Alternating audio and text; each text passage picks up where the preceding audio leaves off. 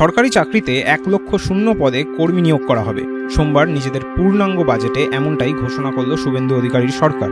নির্বাচনী প্রচারের সময় তাদের সংকল্পপত্রে বিজেপি প্রতিশ্রুতি দিয়েছিল 5 বছরে 1 কোটি নতুন চাকরি ও স্বনির্ভরতা তৈরির বার্তা দিয়েছিল বেকার যুব যুবতীদের কর্মসংস্থান সুনিশ্চিত করারও বলা যেতে পারে, যার প্রথম পদক্ষেপ গ্রহণ করা হলো আজ এই বাজেট প্রস্তাবের মধ্যে দিয়ে। বিজেপি সরকার গঠনের পর থেকেই সরকারি ক্ষেত্রে রাজ্যে বড় মাপের নিয়োগ নিয়ে তৈরি হয়েছিল জল্পনা।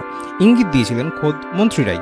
পঞ্চায়েত মন্ত্রী দিলীপ ঘোষ ইঙ্গিত দিয়েছিলেন 6,500-এর কাছাকাছি পঞ্চায়েতে নিয়োগ করা হতে পারে। প্রায় 6,500 একটা শর্টলিস্ট আগে সরকারের সঙ্গে করা হয়েছিল, ওইটা আপাতত রেডি করা হচ্ছে। আমরা ক্যাবিনেটে সিএমের সঙ্গে কথা বলবো, কারণ কি কর্মচারী নাই বলে অনেক জায়গায় কাজ আটকে, বিশেষ করে যারা প্ল্যানিং করেন, অফিসার আছেন, ইঞ্জিনিয়ার আছেন, সংখ্যা কম। একজন 4টা পঞ্চায়েত দেখেন, ফলে সব ডিলে হয়ে যাচ্ছে। কেন্দ্র তো পয়সাটা কাজে লাগাবে কি, ইনফ্রাস্ট্রাকচারই নেই। সেই জন্য ইমিডিয়েটে একটা লিস্ট যেটা রেডি আছে ওটাকে আমরা পার করবো। তারপরে ধীরে ধীরে বহু কর্মচারী আছেন যারা ভিন্নভাবে ডিপ্রাইভ আছেন, তাদের কথাও ভাবা হবে। দিন কয়েক আগেই নবান্নের রাষ্ট্রীয় রক্ষা বিশ্ববিদ্যালয়ের সঙ্গে পুলিশের মৌ স্বাক্ষর নিয়ে হওয়া অনুষ্ঠান থেকে পুলিশ বিভাগে নিয়োগের বার্তা দিয়েছিলেন মুখ্যমন্ত্রী Suvendu অধিকারীও। The present government has taken up the matter on priority and granted approval for MOU between West Bengal Police and Rashtriya Raksha University RRU. এবার বাজেট পেশের মাধ্যমে রাজ্যের সরকারি ক্ষেত্রগুলিতে 1 লক্ষ শূন্যস্থান পূরণের কথা জানালেন অর্থমন্ত্রী স্বপন দাশগুপ্ত। এদিন তিনি বলেন, রাজ্য সরকারি অফিসগুলিতে 1 লক্ষ শূন্য পদ পূরণ করা হবে, আর সেই নতুন নিয়োগের 33% পদ সংরক্ষিত থাকবে মহিলাদের জন্য।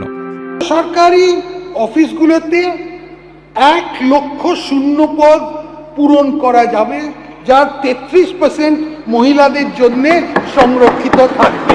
কোন কোন দপ্তরে কত কর্মী নিয়োগ করা হতে চলেছে সে কথাও জানিয়েছেন রাজ্যের অর্থমন্ত্রী।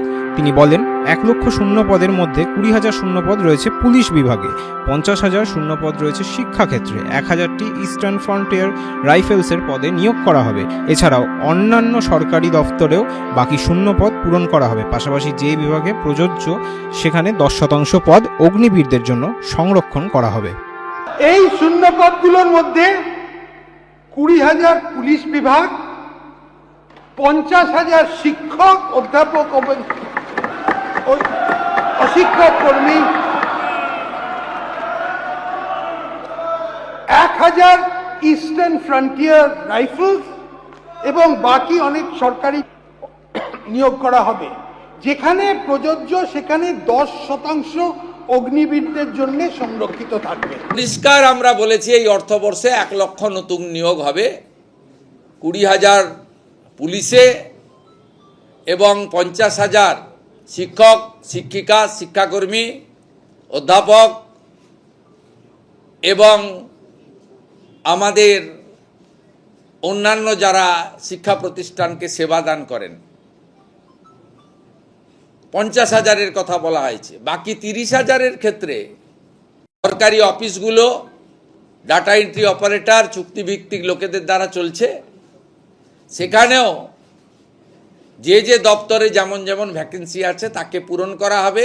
এদিন বাজেট পর্ব শেষে বিধানসভায় সাংবাদিকদের মুখোমুখি হয়ে মুখ্যমন্ত্রী জানিয়েছেন, নিয়োগ পরিকাঠামোয় কোনো রাজনৈতিক ব্যক্তিত্বকে রাখা হবে না। নিয়োগে কোনো রাজনৈতিক লোক নিয়োগ কমিটিতে থাকছে না, ইউপিএসসিকে ফলো করবে পশ্চিমবঙ্গ সরকার। সঙ্গে চাকরি প্রার্থীদের পরীক্ষায় বসার ক্ষেত্রে বয়সেও 5 বছরের ছাড় দেওয়া হবে। সেই প্রসঙ্গ এদিন বাজেট পেশ পর্বে তুলে ধরেন অর্থমন্ত্রী। সরকারি পদে নিয়োগের জন্য বয়সের ঊর্ধ্বসীমা ইতিমধ্যে 5 বছর ছাড় দেওয়া হবে।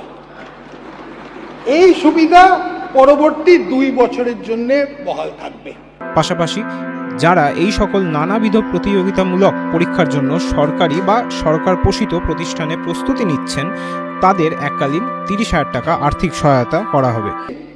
ছাত্রছাত্রী যারা প্রতিযোগিতামূলক পরীক্ষার প্রস্তুতি নিচ্ছেন তাদের এককালীন 30,000 টাকার আর্থিক সাহায্য দেওয়া হবে। এছাড়াও বেকার গ্র্যাজুয়েটদের জন্য থাকছে মাসিক 3,000 টাকা ভাতা এবং অন্যান্যদের জন্য থাকছে 2,000 টাকা ভাতা। 21 থেকে 45 বছর বয়সী যোগ্য শিক্ষিত বেকার যুবকদের মাসিক ভাতা দেওয়ার উদ্দেশ্য অক্টোবর 2026 থেকে ভরসা কর্মসূচি চালু করা হবে। এই স্কিমে গ্র্যাজুয়েট বেকারদের জন্য 3,000 টাকা, অন্যদের মাসে 2,000 টাকা ভাতা দেওয়া হবে। ABP live Bangla. এবিপি আনন্দ, এগিয়ে থাকে, এগিয়ে রাখে।